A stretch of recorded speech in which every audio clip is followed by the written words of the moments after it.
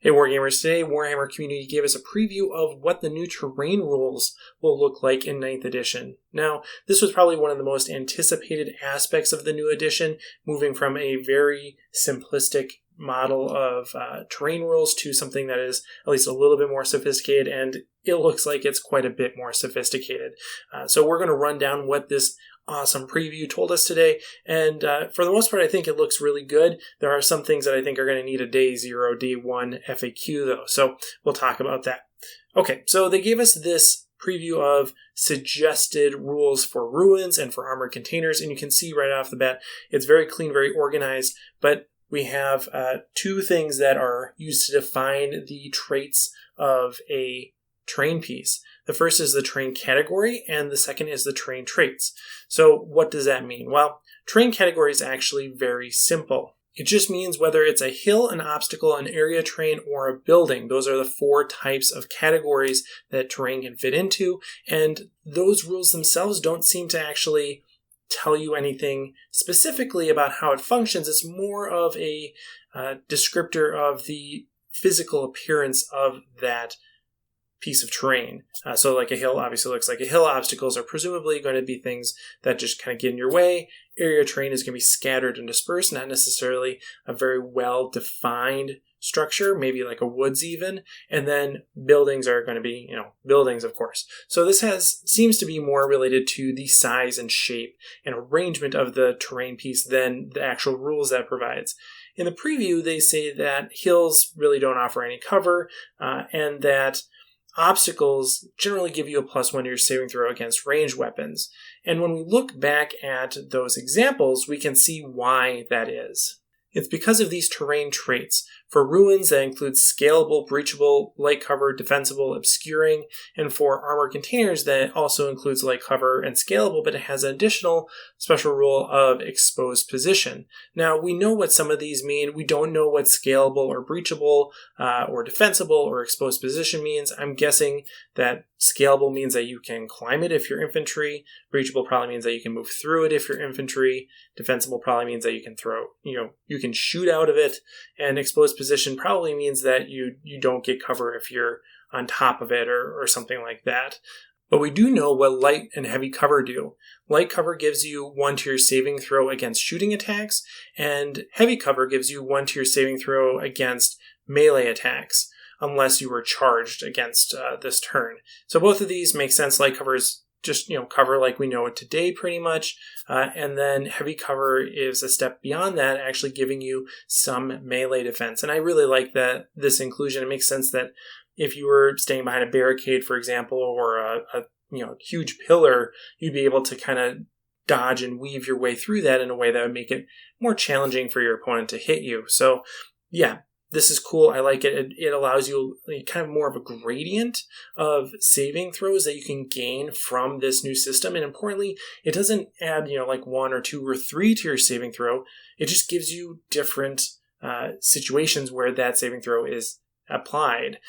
So we're not breaking the +1, -1 modifier thing yet, which I think is nice. This makes sense.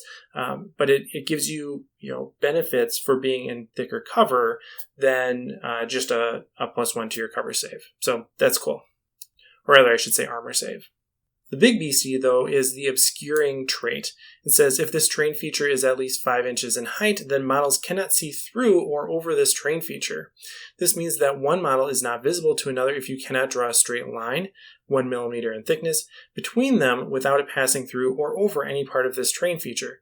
The height of a terrain feature is measured from the highest point on that terrain feature. Models that are on or within this terrain feature can be seen and targeted normally.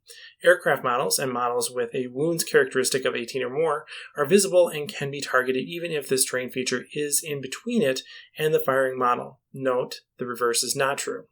So a couple things here, right? Like this basically is the, bottom floor of ruins rule from ITC, meaning that you can't shoot through that bottom floor of ruins, but it's much more generalist and applies to a lot more situations. obscuring means that you can't shoot through a window and hit somebody on the other side of that window if that piece of terrain is obscuring. Notably, it doesn't apply just to the first level of ruins. It applies to the entire structure, regardless of how tall or short it is at that point that you're shooting through. So if you have, a guy standing in front of or behind a tiny piece of wall that's connected to a 5-inch tall ruin on the other side of the board, he still is not visible because of that obscuring terrain, because the maximum height of that terrain feature is more than 5 inches. So it's an absolute thing. It creates a impenetrable wall for that entire terrain piece, not just when it's tall enough, not just when it meets a certain threshold. The entire thing is this iron curtain that you cannot see through or shoot through. So that's really important to understand. And then it gives you a little bit of a loophole here for aircraft and really giant things. So Titans and flyers are going to be able to still be seen when they are behind these buildings, which makes sense. These giant things things are high up are going to not be targeted by or not be benefited by a building that's below them. Now, this raises an interesting question, though, and one I think needs to be addressed in FAQ. What if there is a infantry model or something that doesn't fit into these categories of either being aircraft or a model with more than 18 wounds? What if there's a model on a hill on the other side of the board that you can clearly see without any interference from this obscuring terrain, but that obscuring terrain still is in between you and that target? Note, it says that you cannot draw the line over the piece of terrain. So even if your target is way above this terrain feature, the height of the obscuring terrain is essentially infinite. So there's no way that you can shoot something on the other side of the board if any piece of obscuring terrain is in between you and that target, even if that target is clearly visible and not obscured at all by the, quote, obscuring terrain. So I really would like that to be a caveat or an additional amendment to obscuring, that if the model or the unit is fully visible without being interfered by with the obscuring terrain, then you can still shoot at it normally, just like you would an aircraft. That would seem to make sense to me. But we'll have to see if that type of ruling is made. Overall, I think this is going to be a great addition to 9th edition. I love the nuance, the complexity that this brings. It gives you more control over what the battlefield actually feels like and what it actually does. I think that's great. One of the things that is going to be a little bit challenging and maybe burdensome and maybe is a little bit too much is the number of terrain traits that you can have on a piece of terrain. So, for example, ruins have 5 different traits, so you have to remember what all those different things mean. Now, as someone that's played 40k for a long time, that's not a big deal. Five rules, whatever. But it does feel a little clunky. Feels a little nitpicky, a little bit open to error, more so than a more streamlined system might be.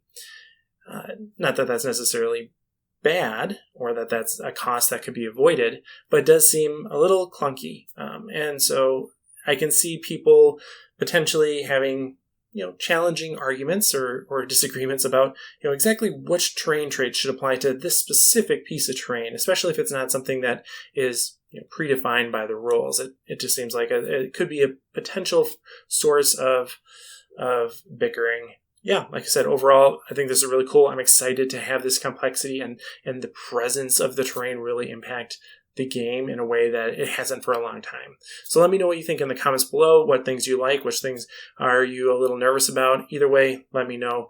As always, thanks for watching and happy wargaming. Hey everyone, thanks for watching. This channel is made possible by my supporters over on Patreon. If you enjoyed this video, consider joining our community over there as well. Special thanks to Chris Kessler, Jacob Harkrider, Jake Johnson, Jared Egler, Jim Bob, Mark Sherwing, Michael Byrne, Shifty, Stephen Cohen, Tao Oswell, and Zealous Brimstone. Really, I couldn't do it without you guys. So again, thank you and happy wargaming.